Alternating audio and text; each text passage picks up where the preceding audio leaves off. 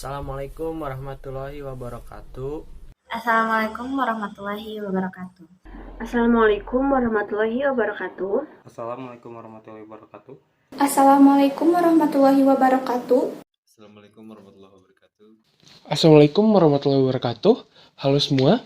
Pada kesempatan kali ini, kami dari kelompok 7 akan meresensi dan mereview novel Daun yang Jatuh Tak Pernah Membenci Angin yang beranggotakan saya, Farhan Alfiansyah, dengan NPM 21510064.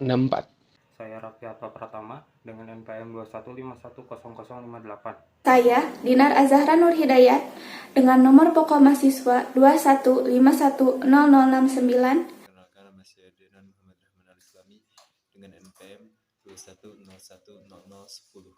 Saya Nurul Aini dengan nomor NPM 21510024. Saya Risa Ayu Nur Fadila Azahra dengan NPM 21510029.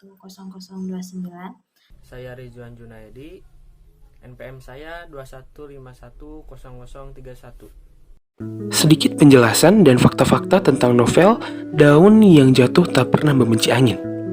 Novel ini ditulis dan dikarang langsung oleh Terelie sendiri, dan novel ini pertama kali diterbitkan pada tahun 2010 dengan penerbit PT Gramedia Pustaka Utama, diterbitkan di Kota Jakarta dengan ukuran buku 13,5 cm, jumlah halaman 264 halaman, dan dengan harga buku sekitar Rp53.000. Pada saat pertama kali diluncurkan, novel ini sangat laku di pasaran karena orang-orang sangat tertarik dengan sinopsis yang diberikan, dengan cerita yang bagus dan menggairahkan. Inilah resensi dan ulasan kami untuk novel Daun yang Jatuh Tak Pernah Membenci Angin. Selamat menyaksikan.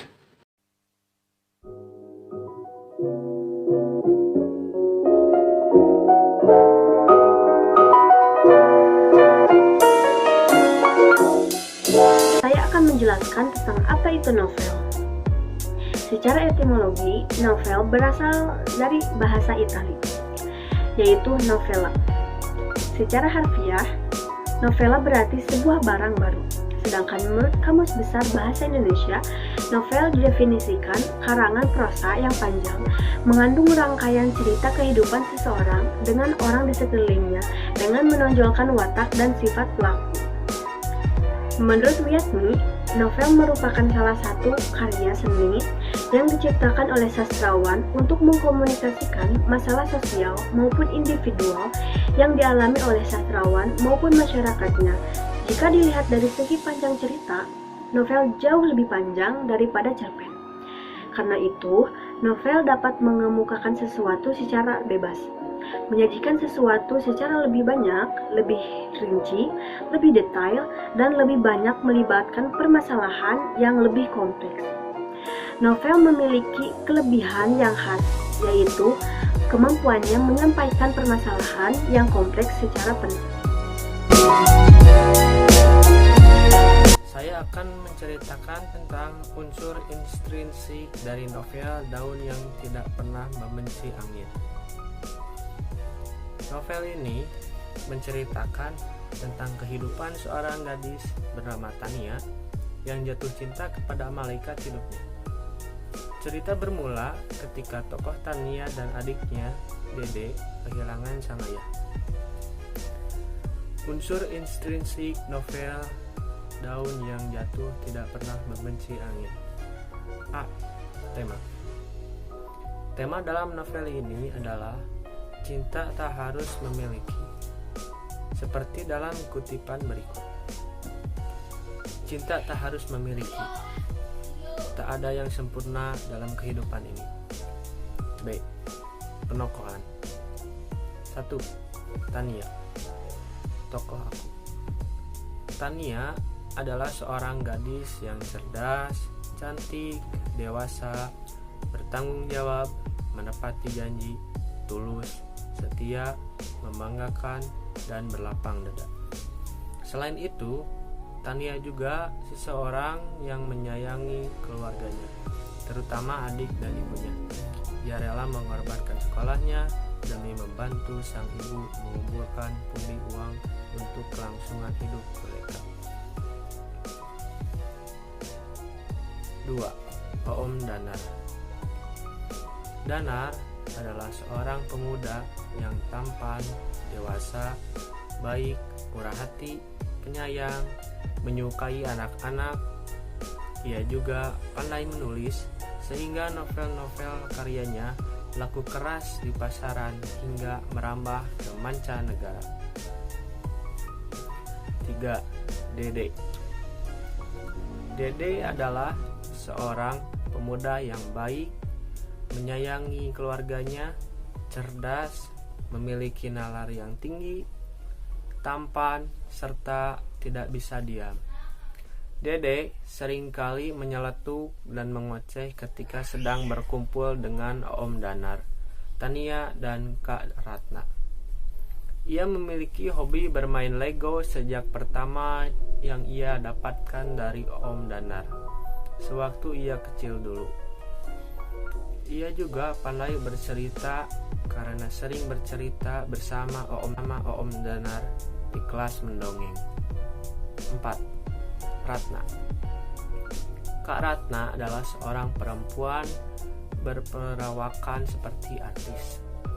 Ia baik, menyenangkan, cantik, pengertian, mau mendengarkan, penyabar, dan penulis. Ia begitu menyayangi Danar sehingga tidak begitu menyadari perasaan yang sebenarnya. Danar simpan diam-diam. Tentang alur, latar tempat, dan latar waktu. Yang pertama adalah alur. Alur yang digunakan dalam novel ini adalah alur campuran atau alur maju mundur. Kedua adalah latar tempat. Yang menjadi latar tempat dalam novel ini adalah daerah di negara Indonesia dan Singapura. Tiga adalah latar waktu. Latar waktu terdiri dari pagi hari, siang hari, sore hari, dan malam hari. Pagi hari. Besok pagi-pagi, ibu mengganti perban itu dengan lap dapur, sampai tangan itu dicuci, yang terdapat pada halaman 24. Siang hari. Kami makan siang di kantin mahasiswa, yang terdapat pada halaman 101. Sore hari. Aku ingat sekali, sore hari minggu itu seperti biasa aku dan adikku pulang lebih lama dibandingkan anak-anak lain, yang terdapat pada halaman 38. Yang terakhir adalah malam hari. Malam-malam duduk di depan kontrakan berlalu percuma, yang terdapat pada halaman 37. Latar suasana dan sudut pandang dalam novel yang berjudul Daun yang Jatuh Tidak Akan Membenci Angin. Berbeda dengan latar tempat dan latar waktu, latar suasana adalah kondisi batin tokoh, yaitu perasaan individu, dan fisik sekitar, yaitu kondisi lingkungan, yang bisa membawa pembaca mengetahui bagaimana perasaan dalam tulisan. Contohnya, dalam novel ini yaitu ada menyenangkan, pesta Sweet Seventeenku hanya seperti itu. Meski begitu, itulah pesta terbaikku selama ini, yaitu ada di halaman 95. Dan menyedihkan, Kak, kenapa ibu dibungkus? Aku hanya menggeleng lemah, usianya 8 tahun dan ia belum mengerti benar tentang kata kematian, di halaman 62. Dan mengharukan, tahukah engkau, Danar tadi sempat berkaca-kaca mendengar pidatomu, yaitu berada di halaman 130. Mengagetkan, mukaku memang terlanjur memerah, semua ini mengejutkan. Nah, sudut pandang adalah arah pandang seseorang pengarang dalam menyampaikan sebuah cerita, sehingga cerita tersebut menjadi lebih hidup, bisa disampaikan dengan baik kepada pembaca atau pendengarnya. Sederhananya, sudut pandang ialah cara penulis dalam memandang atau menempatkan dirinya dalam sebuah cerita. Sudut pandang dalam novel ini adalah orang pertama pelaku utama. Kisah ini diceritakan melalui sudut pandang Tania, sang tokoh utama dari novel ini. Gaya bahasa. Novel Daun yang Jatuh Tak Pernah Membenci Angin menggunakan bahasa simile, asosiasi, hiperbola, dan personifikasi. Amanat. Amanat yang terkandung dalam novel ini ialah terkadang hal yang terbaik adalah menerima. Menerima segala hal yang terjadi tidak selalu seperti apa yang kita inginkan. Menerima dan belajar untuk mengikhlaskan jika sesuatu itu memang bukan hadir untuk kita, meski seberapapun besar usaha yang kita perbuat, meski seberapa besar susahnya pun kita berjuang, meski seberapa besar sakitnya pun kita bertahan, dan meski seberapapun indahnya memori yang ada bersama seseorang tersebut, kita tidak akan bisa mendapatkannya karena yang terbaik menurut kita belum tentu yang terbaik juga menurut Tuhan.